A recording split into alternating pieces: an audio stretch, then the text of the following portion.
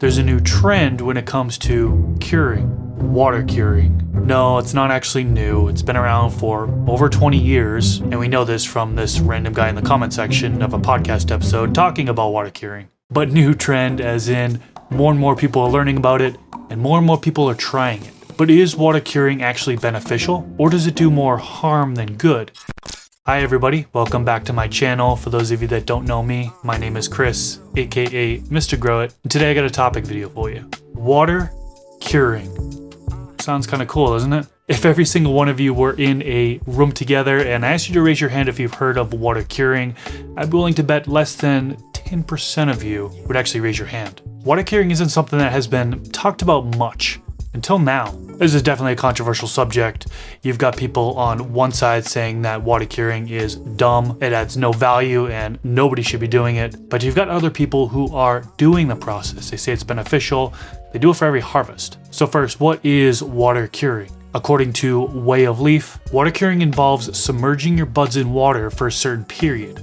Water curing does an excellent job of removing unwanted substances and purifying your product. Overall, it's a faster method than traditional curing, but does have a few side effects. Submerging the buds in water kind of makes me think of bud washing, but with bud washing, you're just submerging the buds into water for a short period of time.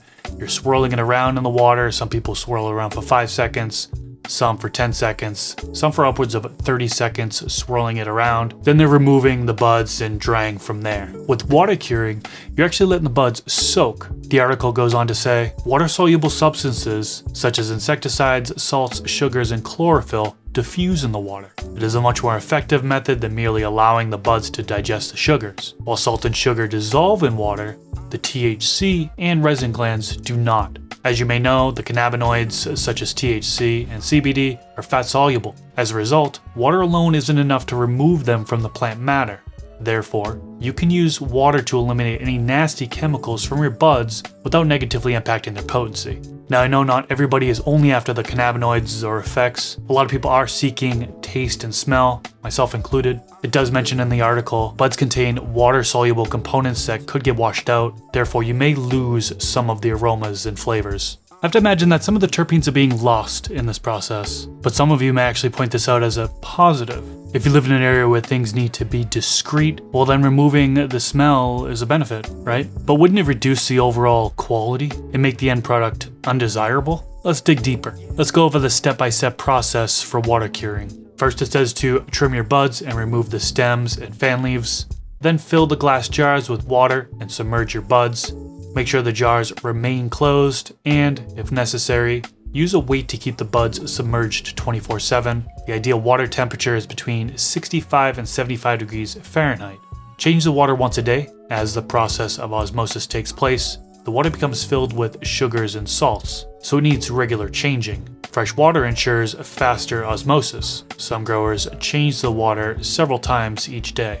Then it says to monitor the water each day. After 5 to 7 days, you should notice the water becoming clear. Once you are satisfied that virtually all solids have been removed, hang your buds out to dry. Now, I personally have not done this process, so I can't speak from experience, but I'm tempted to try it. For science, of course. I just thought it was an interesting topic that not a lot of people are familiar with, and I want to get your thoughts on it. What do you think of water curing? Will you try it? Let me know down in the comments section below. Of course, try it at your own risk. I've actually been missing making these topic videos, and I think I want to make more of them. If you like topic videos like this, click the thumbs up button and let me know what topic I should cover next. If you haven't heard, Stash Blend is now available. Stash Blend has a bunch of different beneficial additives combined into one.